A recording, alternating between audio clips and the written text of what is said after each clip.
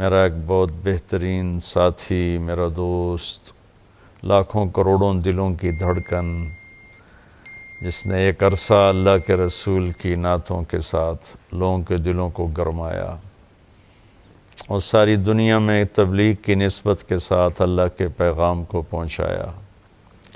ہر مسجد، ہر محفل میں اس نے اللہ کا پیغام سنایا۔ وہ اچانک ہم سے بچھڑ گیا۔ جانا تو طے ہی ہے، رہنا ایک دھوکہ ہے، جانا ایک حقیقت ہے۔ زندگی ایک سراب ہے، پانی کا بلبلہ ہے، موت ایک اٹل حقیقت ہے۔ لیکن جب ایسے اچانک کوئی قریبی بچھڑ جاتا ہے تو سارا وجود لرز اٹھتا ہے اور ایسا لگتا ہے کہ جیسے زندگی ایک دم کوئی بہت بڑا جھٹکا کھا کے لڑکھڑائی ہو۔ اللہ سنبھالا دے دیتا ہے ہر صدمے سے۔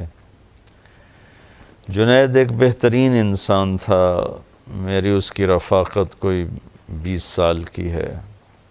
میں نے ایسے اخلاق والا بہت کم دیکھا۔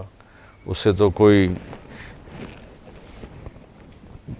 اہل علم کی کوئی لمبی چوڑی صحبت نہیں تھی، لمبی چوڑی تربیت نہیں تھی کوئی، وہ اپنی فطرت سے بڑے عالی اخلاق والا تھا۔ اور ایک ماضی کا واقعہ سناتا ہوں، مجھے یاد نہیں میں کہاں بیٹھا تھا، سامنے ٹی وی چل رہا تھا تو آواز اس کی بند تھی، تو میں نے دیکھا ایک نوجوان وہ بیچ پہ ڈانس کر رہا ہے اور اس کے چاروں طرف لڑکیاں ڈانس کر رہی تھیں۔ تو میرے جی میں آیا کہ اس نوجوان کو کیسے ہدایت ملے گی، اس لحاظ سے نہیں کہ اللہ تو قادر ہے جس کو چاہے دے دے، اس لحاظ سے کہ یہ اتنے غلط ماحول میں ہے، اس تک کون پہنچے گا، اسے کون اللہ کی بات سنائے گا۔ خیال آ کے گزر گیا اور میں وہاں سے اٹھ گیا، یاد ہی نہ رہا۔ 97 کی بات ہے، کراچی اجتماع میں تھا تو مجھے ایک نوجوان نے کہا جی ایک پاکستان کا مشہور گلوکار ہے جنید جمشید، اس سے آپ کی ملاقات کرانی۔ میں نے کہا لے آؤ۔ تو جب وہ اندر آیا تو وہ وہی نوجوان تھا جس کو میں نے ٹی وی اسکرین پر ناچتے ہوئے دیکھا اور اس کے ساتھ لڑکیاں ناچ رہی تھیں۔ تو میں ایک دم دیکھ کے حیران بھی ہوا، خوش بھی ہوا۔ تو میں نے اس سے پوچھا آپ کا نام؟ کا جنید جمشید۔ کیا کرتے ہو؟ کہنے لگا میرا موسیقی سے تعلق۔ میں نے پوچھا بجاتے ہو یا گاتے ہو؟ کہا میں گاتا ہوں۔ پھر مجھ سے کہنے لگا آپ نے دل دل پاکستان تو سنا ہوگا۔ میں نے کہا میں نے وہ دیواروں پہ لکھا ہوا دیکھا ہے۔ کہا وہ میں نے گایا ہے۔ اس کے بعد میری اس کی مختصر سی بات ہوئی تو وہ مجھ سے کہنے لگا کہ آپ کی باتیں ایسے لگ رہی ہیں جیسے میرے زخموں پہ کوئی مرہم رکھ رہا ہو۔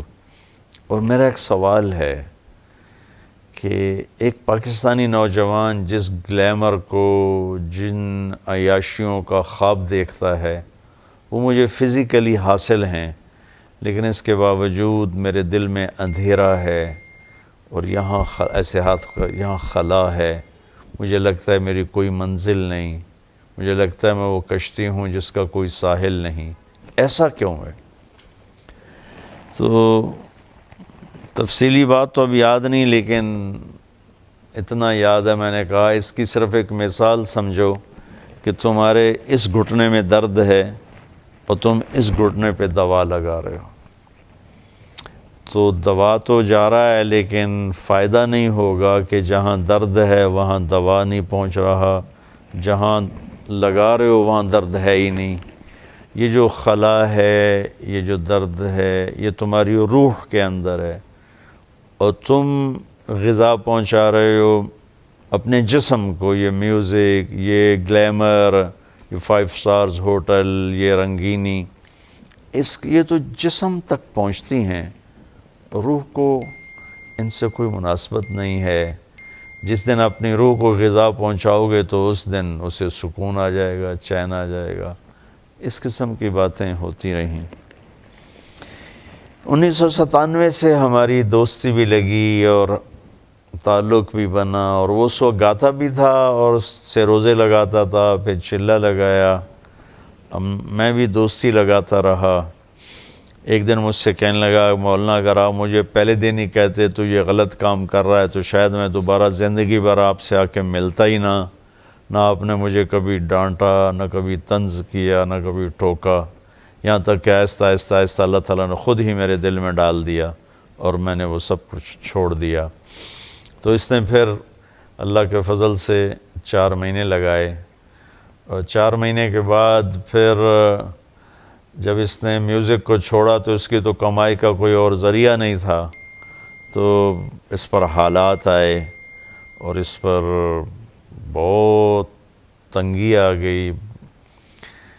مجھے فون کر کے کہنے لگا کہ مولانا آج میرے گھر میں اتنے پیسے نہیں ہیں کہ ماں کی دوا لا سکوں، خالی بیٹھا ہوں، اور پیپسی والے مجھے کئی کروڑ کی پیشکش کر رہے ہیں کہ ایک ہمیں تم سی ڈی بنا کے دے دو 10 گانوں کی غالباً تو ہم تمہیں اتنے کروڑ دے دیں گے. تو میں نے ان سے معذرت کر لی ہے کہ نہیں، میں ایسا نہیں کروں گا. تو اللہ تعالیٰ اس کی بخشش فرمائے. اللہ نے اس کو کتنا ہی خوبصورت اس کی واپسی مقدر فرمائی کہ وہ 10 دن کے لیے اللہ کے راستے میں گیا چترال، جہاں سید انور کی جماعت چل رہی تھی، اور وہاں سے اس کی واپسی ہو رہی تھی. اور جب تک اللہ کے راستے کا مسافر گھر نہیں لوٹتا وہ اللہ کے راستے کے سارے اجر و ثواب پاتا ہے. اگر اس میں موت آ جائے تو وہ شہادت کی موت ہوتی ہے. اور یہ تو سارے ہی مسافر شہداء ہیں کہ جہاز گرا، جہاز کو آگ لگی اور جل کے مر جانا شہادت ہے، پانی میں ڈوب جانا شہادت ہے، پیٹ کے مرض میں مر جانا شہادت ہے، طاعون کے مرض میں مر جانا شہادت ہے. اللہ کے نبی نے بہت سی اقسام گنائیں. تو اس کے لیے اللہ نے دونوں شہادتوں کو جمع فرمایا. اللہ اس کے درجات کو بلند فرمائے. دل بہت دکھی ہے، غمگین ہے. تو اللہ تعالیٰ نے اس نوجوان کو بہت نوازا. اتنا ہی اس کا وقفہ تھا، یہاں جانا ہی تھا. اللہ ان کے درجات